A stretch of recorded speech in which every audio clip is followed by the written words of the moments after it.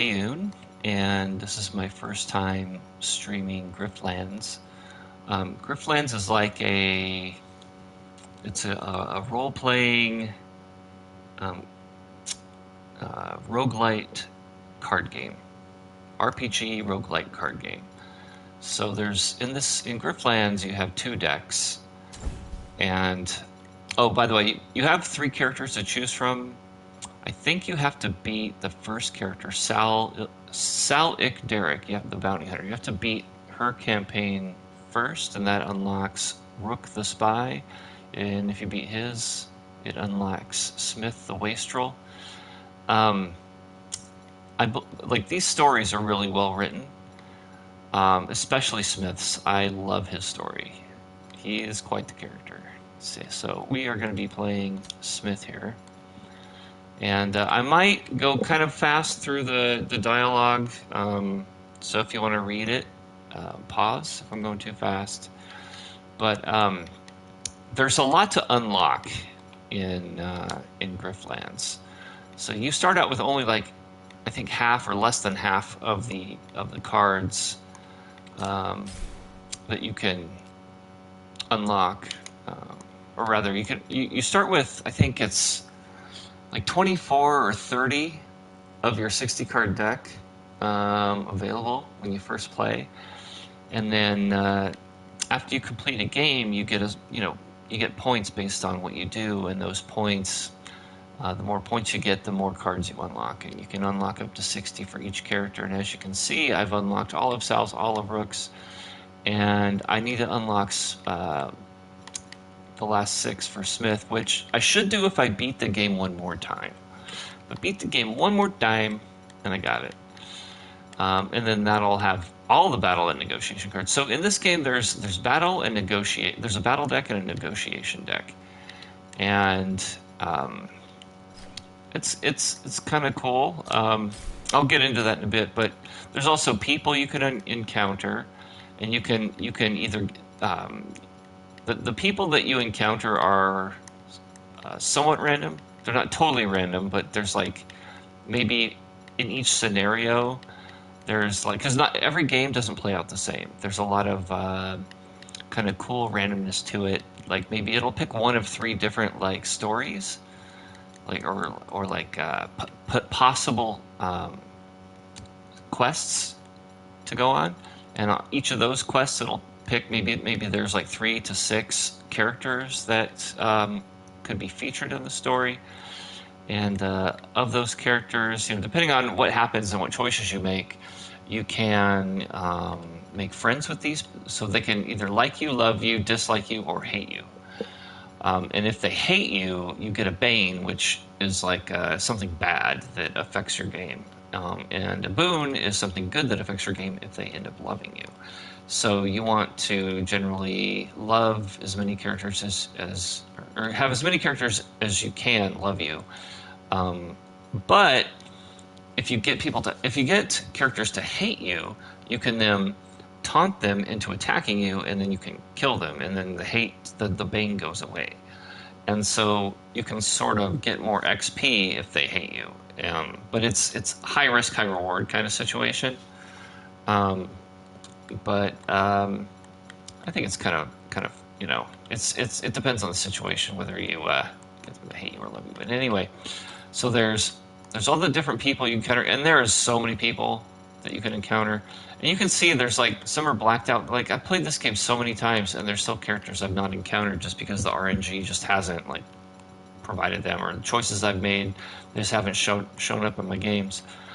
So there's all sorts of different people you can encounter, lots of different bosses. I think I've encountered all the bosses, but some of the bosses you can actually get to love you or hate you. I'm surprised I've not received a bane from Olo. I figured that I had to at least have Olo hated me in one game. Anyway, graphs are like equipment. You have a certain number of graph slots, both for your negotiation and your battle decks.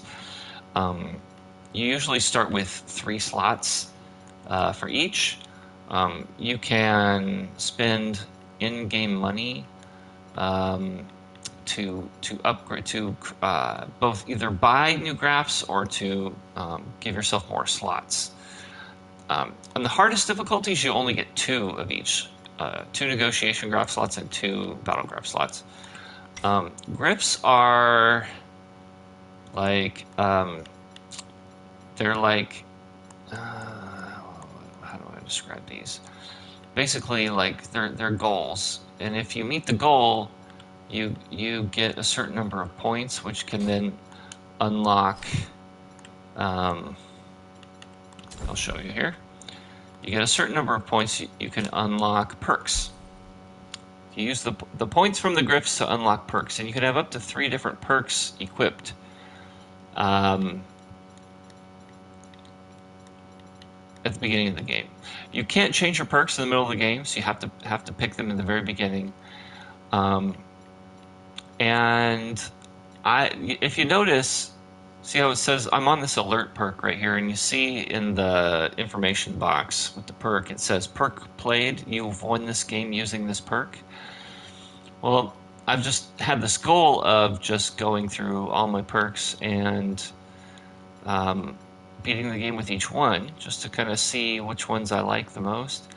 And the only ones I've not beaten the game with are the oh, I haven't beaten it with Handy yet. Okay. So there's Handy. There's the ones that give you extra resolve. And there's one with animal handling. You can own an additional pet.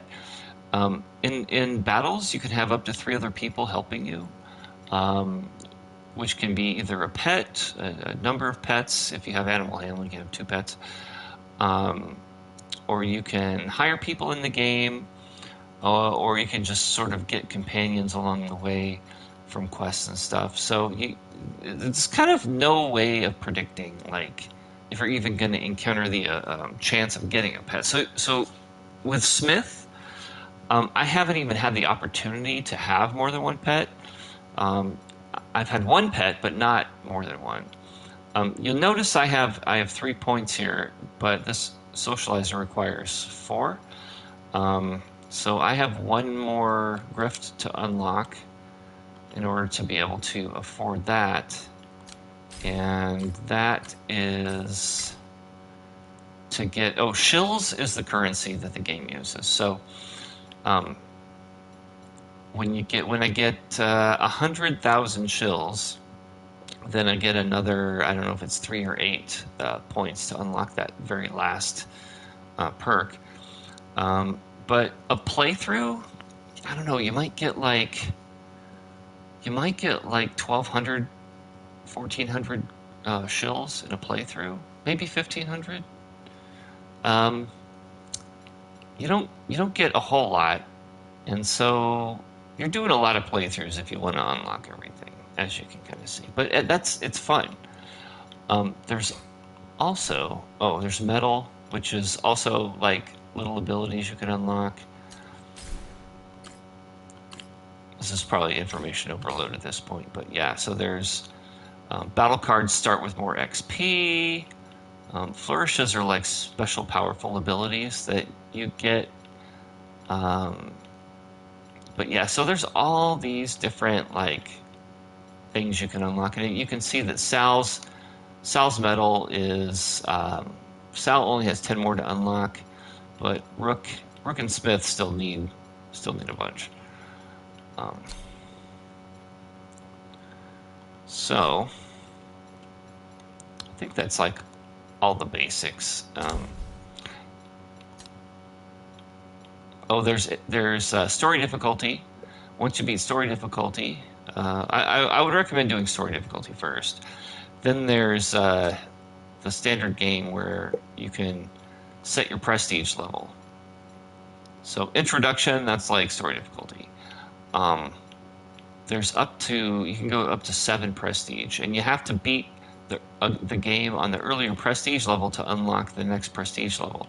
So for me, I've gotten to the very last boss of the game on prestige 3 with Smith and ended up dying. But I did unlock some new cards, and so as you unlock more cards, you can potentially become more powerful and increase your odds of beating that difficulty. So Yeah, you can also unlock different outfits.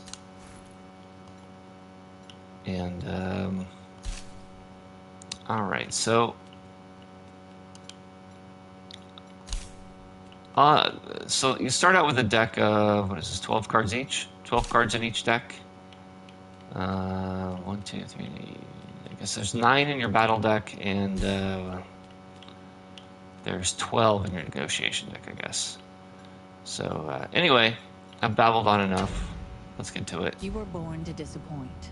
When your wealthy parents tried to foot you with the bill of their ambitions, you left the check with your siblings and hit the road. Actions speak louder than words. So while you gambled and drank your way through every dive bar this side of the sea, your parents cleaned up after you, eager to keep the family name out of ledgers. Meanwhile, your siblings flourished.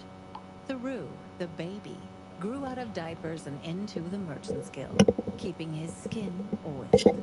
Mullafi, your twin sister, sharpened her teeth at the Admiralty, swimming up the ranks like a sharp-toothed eel. And Vixmali, the eldest, became a Hessian cardinal. Guess those family ties paid off. So at least when your parents finally died, they had 3 other broodlings to be proud of. But when you came home to claim your inheritance, it turns out that your parents weren't the only ones to feel resentful. Alright, first time you wake up in a gutter, but it's the first time it hurts so bad. You knew you weren't the family favorite, but to be kicked out of your own parents' funeral? Alright, so the game, so we start out,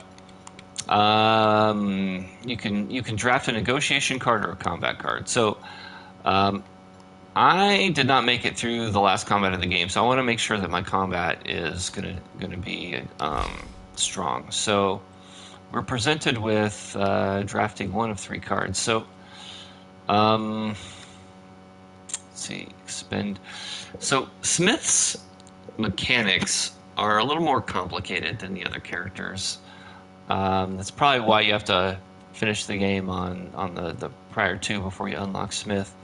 So we're kind of getting into the most complex character here. So you'll notice that the middle card, it hits all enemies and it says take 4 damage.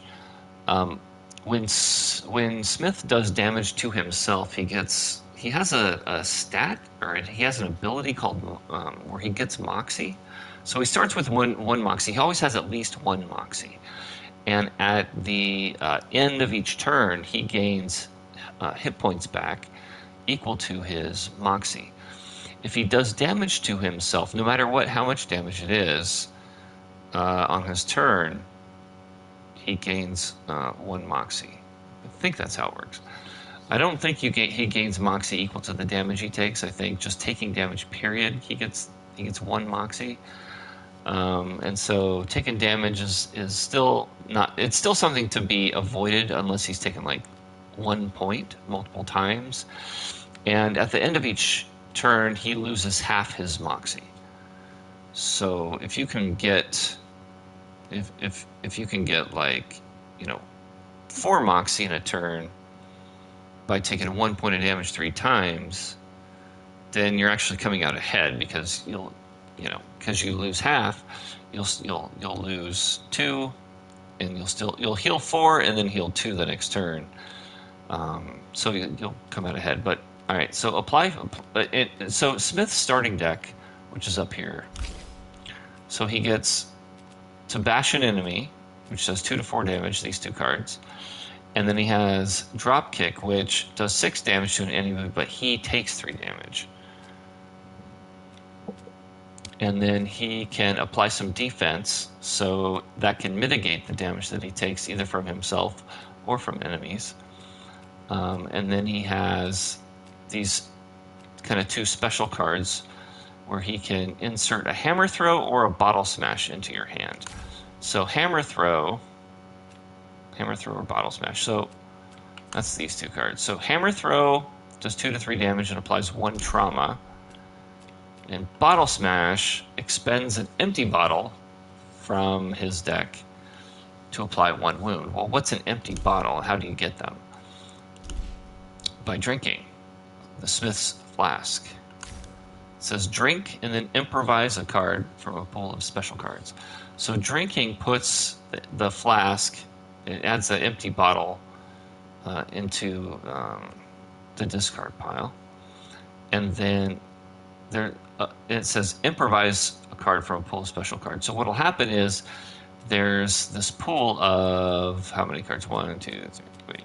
So 2, 3, 4, 5, 6, 7, 8, 9. So it'll pick 3 of these 9 cards, and then you pick one of those to put in your hand. So it gives you a little flexibility at the cost of power, because these cards are kind of weak. Although gaining 1 power is really good. This one's really good. Gaining 1 power.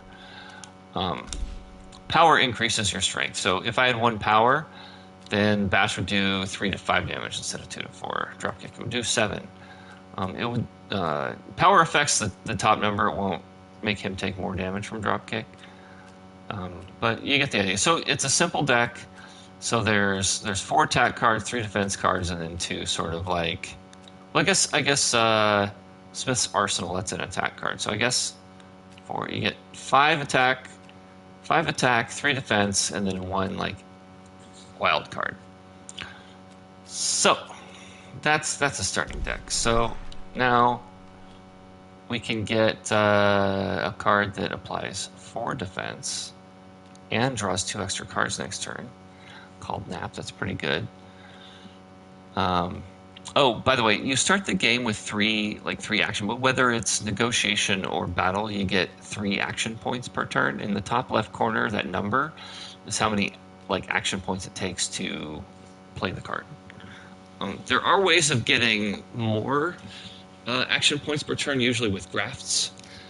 And if you see in the top left corner of the screen up here, these are my battle graph slots and my negotiation graph slots. And the very, very top left icon is the Prestige. That's the Prestige 3 icon. You see it says day 1. Sal's campaign has 5 days, and then Rook's and Smith's campaigns have 4 days each. This 105, that's those are my shills, that's my money. This number next to it is called metal. It's a currency that you use to upgrade and get better abilities. You can upgrade your maximum resolve. So this is the first number, the blue number is your resolve points, and the next number is your, I guess, health points, hit points. Resolve is basically your hit points in a negotiation, and these are your health points in a battle. And then these numbers up here, the 2 green and then the 1 pink and then the 1 red. That's how many people love you, how many people like you, how many people dislike you, how many people hate you. And if I kill anybody, there will be a 5th number appear, which has a skull icon, and that's how many people I've killed.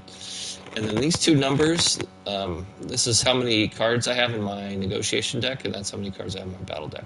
So there's a trophy in this game that it will unlock a trophy if you beat the game having 7 or fewer cards in your battle deck. And I've never received that trophy, so what we can do is we can go for that trophy this game. And if you look at the bottom right corner of the screen, it says take 20 shills instead of one of these cards. I probably should take one of these cards, but we're going to go for that trophy and take 20 shills instead. It's probably not the wisest thing to do on Prestige 3, but let's challenge ourselves. Alright, so we got 20 shills. Hold it right there, Grifter. Captain's giving you a license to beat you down again if you need it. If you know who I am, you know I ain't no Grifter. This is my house. Not anymore, besides. I've been stationed here for 5 years, and this is the first time I've seen you. Better things to do. Let my glands harden around this dump, didn't I? Well, I'll let you pause and read, if you wish. Alright, so I can either leave or demand one of the heirlooms. So I'm going to demand one of the heirlooms. This is Holman. So I can threaten him. So the purple box means it's going to enter a negotiation card battle. Beat up Cobb. That's the orange box is a battle, and then I can just back down. Well, I'm gonna let's see. What kind of playthrough do we want? Do we want people to hate us? If we want people to hate us, we can beat them up. If we want people to love us, we will negotiate. So let's just threaten them. All right. At the end of your turn, incept 2 intimidated.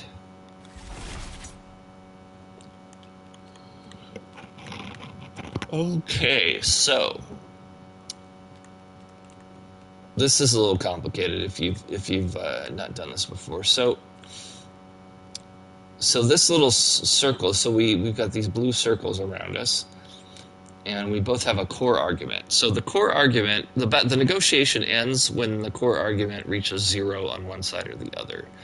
Obviously, we don't want our core argument to go down to 0. We want his to go down to 0. So we hover over it, and it tells us what the effects are of its particular core argument. Because every core argument has powers of its own. So at the start of Cobb's turn, incept a planted evidence argument. All right, so it's going to basically give me a planted evidence on my side, which, if destroyed, does damage to my core argument. Renown is sort of it has 2 uses. So you notice how this says Renowned 1, increase maximum damage of this card by 2. So if I have at least 1 renowned, then this will kick into effect. So if you look at the top of the card, it says there's a big number 1, which means it takes 1 action to play, and it does 1-3. That's 1 to 3 resolve damage to the opponent's argument that it's targeting. And so we want to have that renown come into effect. So I'm going to play this gain 2 renown, draw a card. All right, so it played it. We drew a manipulate card. So it says apply 3 composure. Well, composure is like it's like defense. It's the negotiation version of defense. So it also tells you what I'm about to get hit with. See, it says will receive 4 damage from Cobb. So at the end of my turn, it will I'll get hit for 4. And to mitigate that, we're going to apply 3 composure to this argument. So that yellow 3 is how much composure it has. So we're going to stop that damage. We'll only take 1 damage, basically. The renown, for every 2 stacks of renown, so the top left, see how it says an X2 at the top of the renown argument? That's how many stacks of it there is. And you see the 1 in like the middle of that icon? That's how much damage it's going to do to the enemy's argument at the end of the turn. That's what this is, I believe. And the bottom number is how much damage it'll take before it gets destroyed. So these little arguments will help me during the match. So I don't want them to be destroyed because they help me, because this is going to do 1 damage to him. And it also beefed up this card. So let's play this card. So it did 2 damage. And then let's end the turn.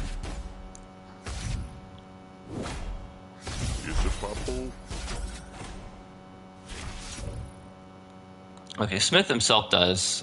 Whenever an argument is created, he deals 1 damage to a random target. I think he may also do 1 damage at the end of the turn. I could be wrong about that, but anyway. Okay, so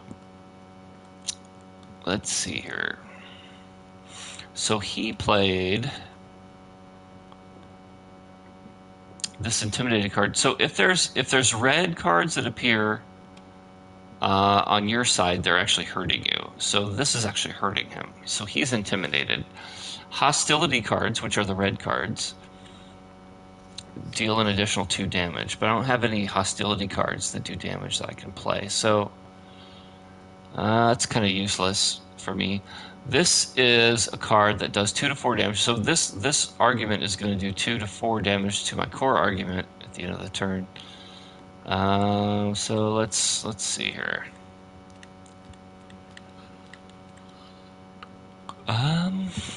What to do? So we could apply some composure, stop some damage. We could gain more renown. Renown goes down one stack every turn, so you have to kind of keep applying it. Well, let's see if we can destroy this. Nice. All right. So you saw it only had 3 health, three health, but it took 5 damage. So the other 2 damage was applied to the core argument. Let's see. But you notice he's not getting attacked anymore, so I think I will protect that argument. And then we could either stop the damage altogether, or we could just gain more renown. I think I'm going to gain more renown in the turn.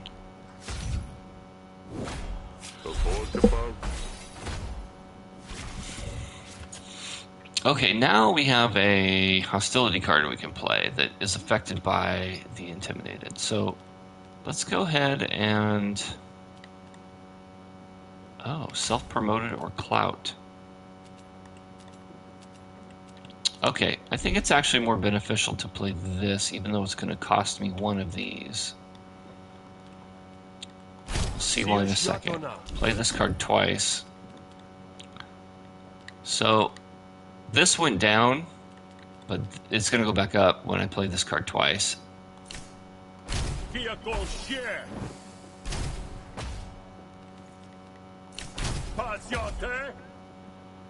Okay, so if we get really lucky, we could win the match. We had a 20% chance of winning the match outright right here. But that's kind of risky. And when this argument's about to get destroyed, and it's going to do 2 damage to Smith. So if we don't do 5 damage to his core argument, then Smith is going to take 2 carryover damage from this 3, plus 2 more, plus the 1 he's already got. So he's going to take 5. It's probably safer to just take 1 and mitigate this damage. Plus, by the way, you see how there's like in the middle of the card, there's those like 2 kind of lights. There's like 6 dashes and 2 of them are lit up. Every time you play the card, it gets one of those. It gets basically a point of experience. That's what that is. It has 6 points of experience before you can upgrade the card. And when you upgrade the card, it gets more powerful. And there's a number. There's usually at least 2 choices, sometimes more, depending on the card, of possible upgrades. So anyway. All right. So this negotiation. So let's see here.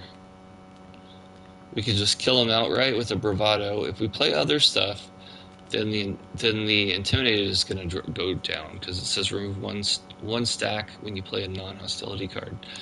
So what do we do? What do we do? Kind of want to play more cards to get more experience, but let's just win. Let's just win. We're gonna play the bully card, do 3 or 4 damage, and we're just gonna win. All right. Get some metal. Draw 3, discard 2, and we get 50 bonus shills if we get this. Draw 3, discard 2. Oh, discard 2 random cards. That sucks. I wonder if this upgrades to getting to be able to choose what those 2 cards are, then it's probably worth taking. Let's see. Draw 3 cards, discard 2 cards from your hand. Yeah. 4 cards, discard 2 random cards. Okay. So it upgrades to being able to draw 3, discard 2, but it costs 1. It's not really worth it. And it costs 50 shills to remove a card from your deck. Unless there's like some synergy we get with that.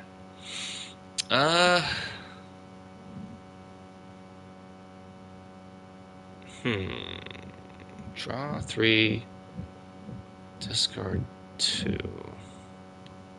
Provides a card from your discard pile, gain renown equal to twice its cost. Force off friendly target. Okay, so I guess maybe there's a combo. Is there like maybe some infinite combo where we can like draw 4 cards, discard 2 random cards? Not sure. Draft it.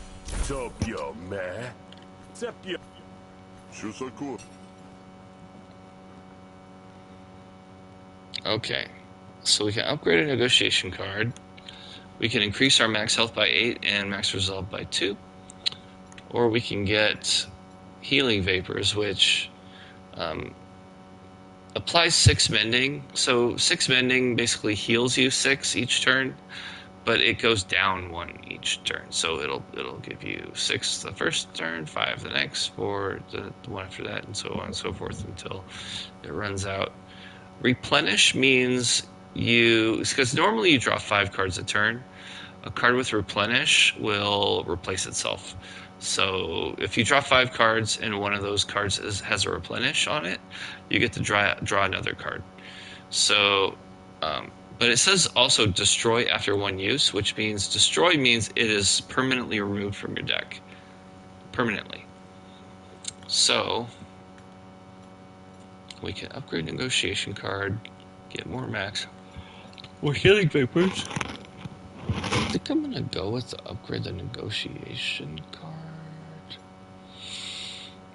Although okay, so negotiation card, those naturally upgrade as you play.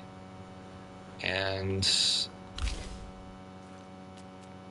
so I could upgrade. If I did upgrade, what would I upgrade?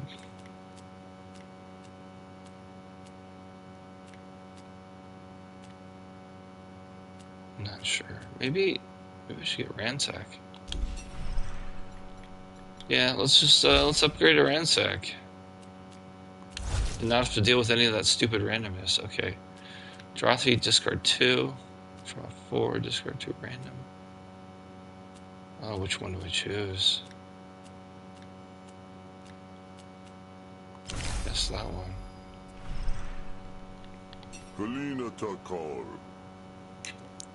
Attempt to leave with a mode of dignity. You're not getting into the family home, that's for sure.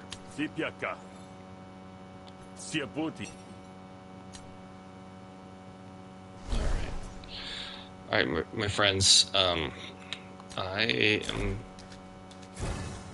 probably older than I sound. I'm getting tired. I'm probably going to need to call it a night here pretty soon. Alright, you find a small bag looking sad and lonesome on the ground.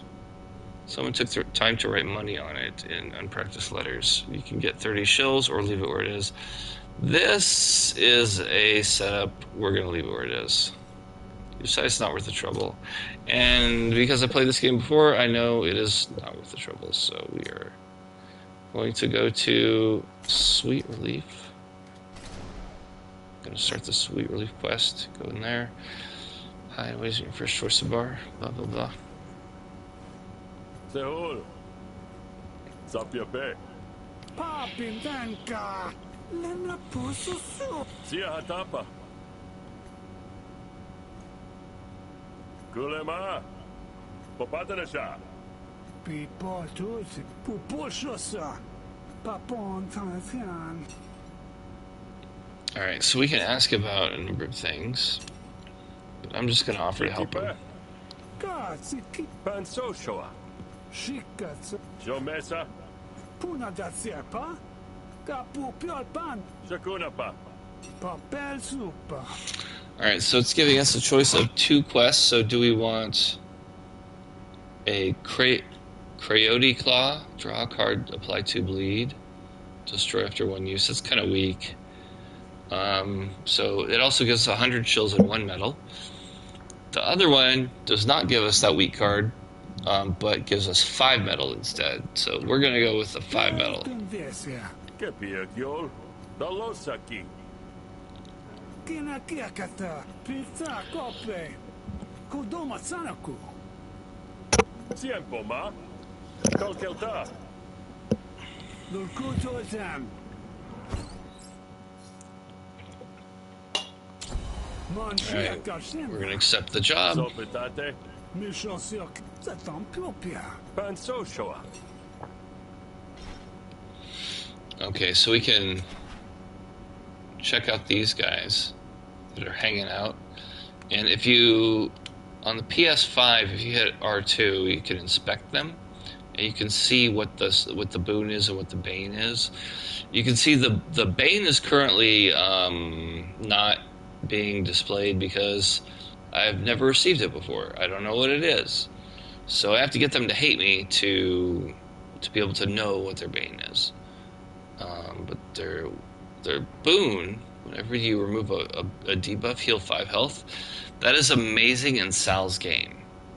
Sal's defense cards, a lot of times one of the upgrades you can choose is it will. Oh yeah, you can also drink. Sorry.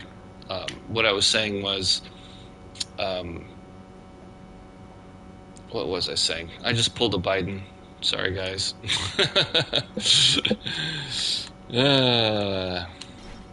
We finally took care of Medicare. All right.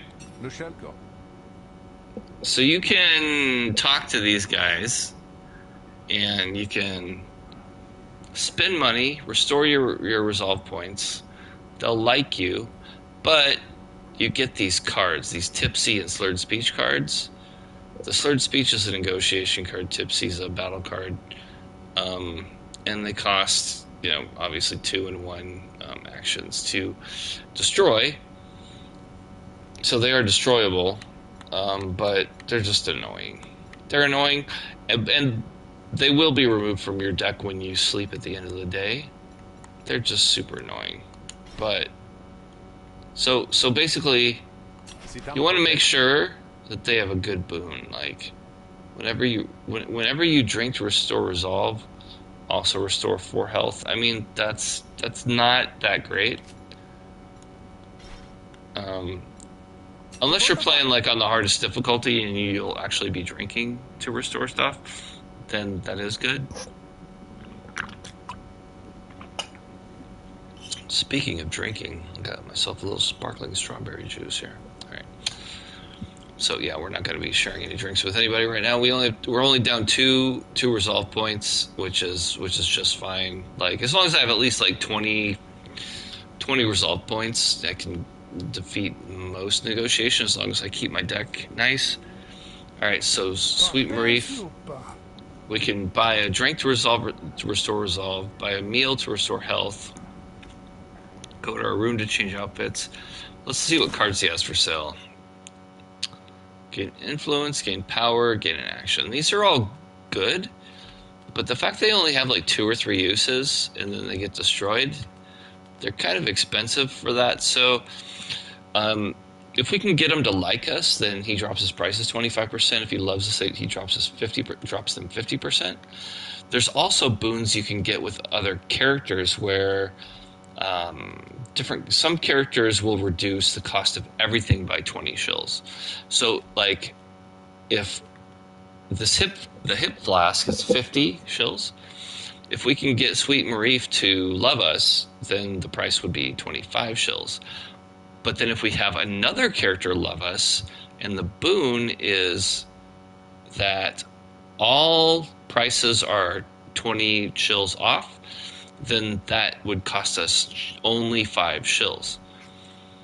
So at the start of the game, most cards is probably not worth it, especially since they get destroyed after just 2 or 3 uses. So it's like, okay, thanks for sharing. No thanks though.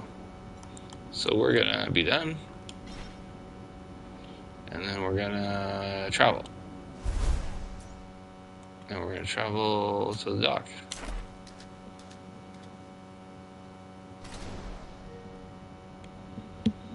Putting the phone.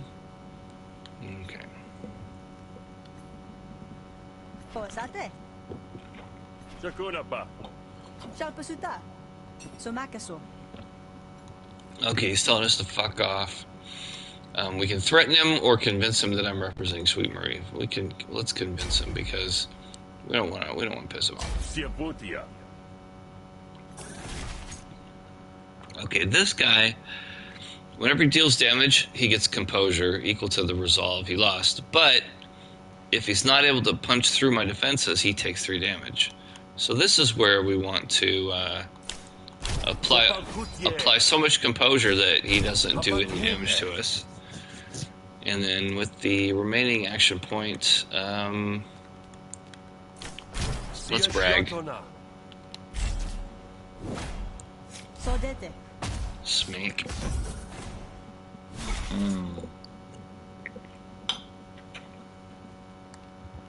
Okay, that cat is annoying. So the cat, the intents and target previews are hidden. When the argument takes damage without being destroyed, he gains ploy, which is a new argument that does 1 damage each turn. So that's really annoying. So we want to be able to kill the cat in 1 shot. We don't want the cat to live. So, what do we do? All right. Renowned 1 increase the maximum damage. So we're going to increase the maximum damage of that card. Oh, so that's the frustrating thing. Whenever a new argument comes into play, Smith does 1 damage to a random target. So, unfortunately, Smith did damage, and then that created a ploy. So now we have 2 arguments to deal with. That's super annoying. So, let's just...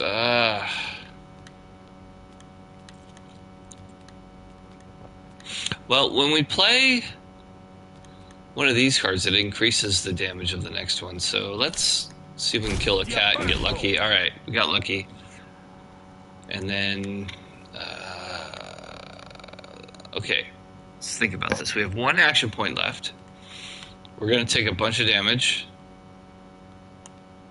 Or we can get rid of this argument and save the renown from taking any damage, which is probably what we want to do. So, it...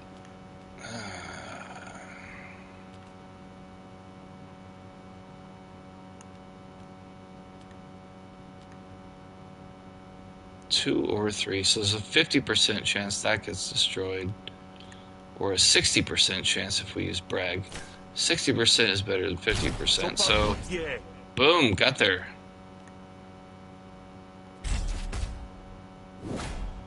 Sokotipia. Alright, so what do we do? Renowned 1. Gain renown, draw a card. And 2 renown. DQ Tina Mundo.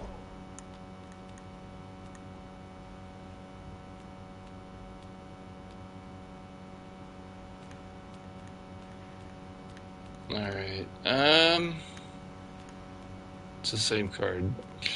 So, we have a choice. So this one has 3 XP, this one has 2 XP. So, I think we want to play the one with 3 XP to get us closer to being able to upgrade it. It's better to have some cards. It's better to focus on cards that are soon to be upgraded rather than kind of splitting it evenly. Because it's just easier to win when you have upgraded cards. So, yeah. Just to...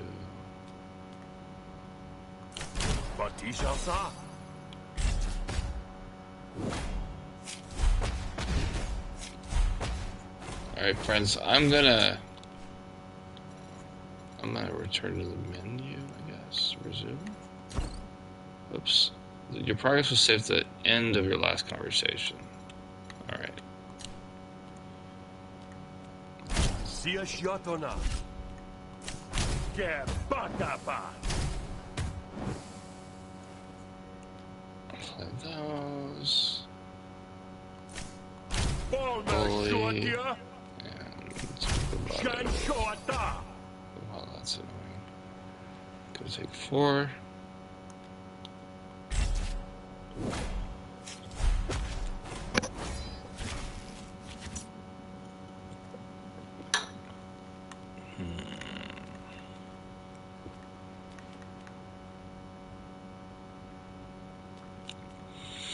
Oh, we need to stop the damage. Sopakutie. Stop the damage, and then we can gain some renown. Patu Sesa. There we go. Not the cat again. Bad kitty. Dikyuhosa. Oh, that sucks so hard. That sucks so hard. Alright. How do we deal with that? Alright, let's get influence. So influence, it's good because it'll do 2 damage to random enemies because it'll create basically two arguments. And what influence does is it makes diplomacy cards do maximum damage. So you notice how it says a 5 instead of 1 to 5 now.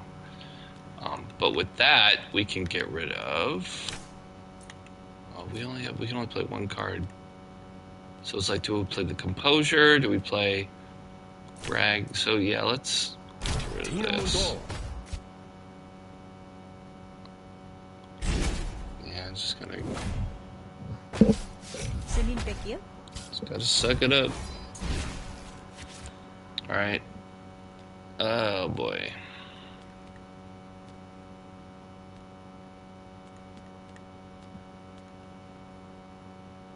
Man, wants to do 6. We really need to just take this guy out. Shata Piata. Get Bakapa.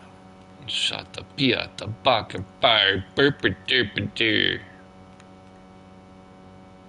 What could I draw that I could actually like win with? I don't think there's anything. Let's apply some composure. Take a little less. Supigina.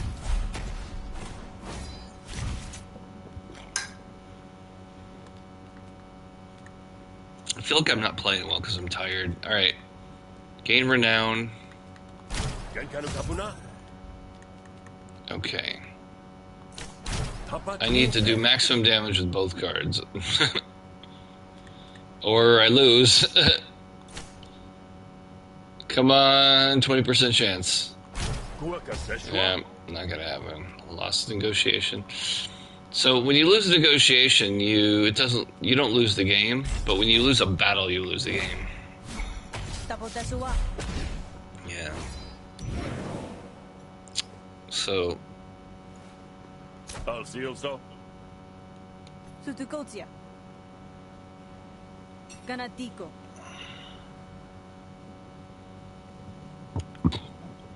okay, let's. You have no resolve and will automatically fail this negotiation. You recently did this and cannot repeat this action. Alright. So we're gonna threaten him. He's not gonna like me. Miasa Shiasu. Sepiana. Shiasaka. He dislikes me. Shaki Shol. Okay. So we failed the negotiation, so it's a combat.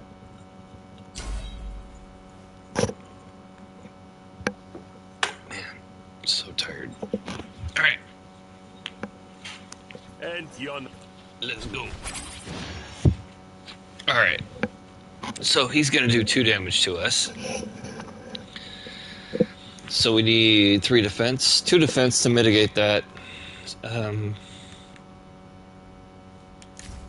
We can apply a trauma or bottle smash.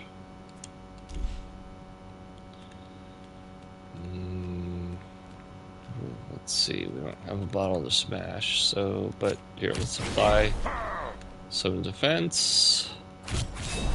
We'll apply some trauma. So the way trauma works is whenever if an enemy has at least one trauma, here let's just read it.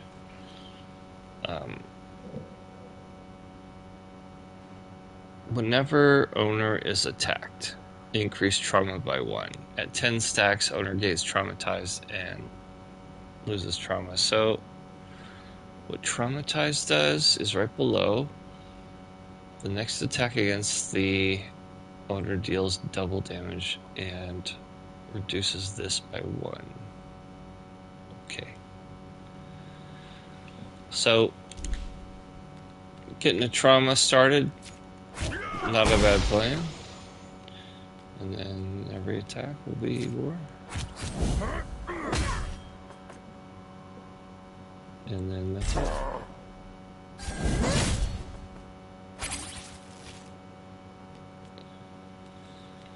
Okay, let's whack this guy really good. Alright, so he's gonna gain some moxie here.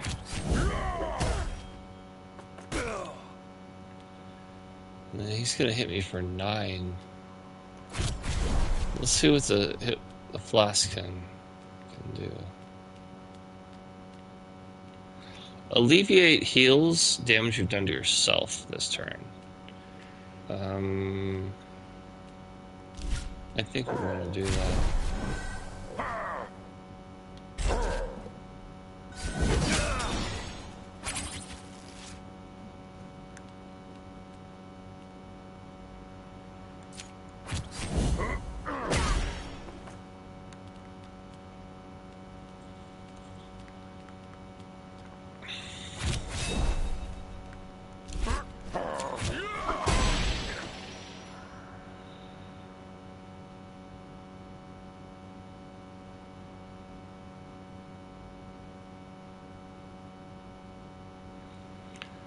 Alright, this would be really embarrassing to fall asleep while I'm streaming this.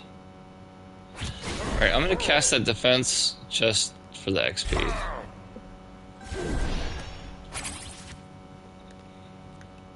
Alright, what do we got?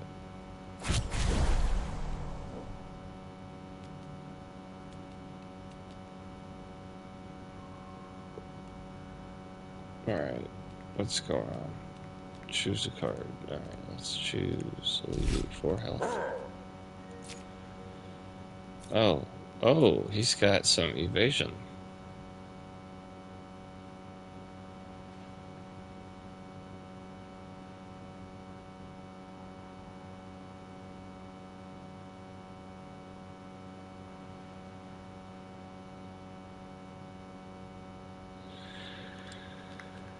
Alright, I'm totally falling asleep on stream. Alright. I'm just gonna end it here. This is more of an introduction to the game than, actually, anything else. So, he's got evasion, which blocks attacks. That's annoying.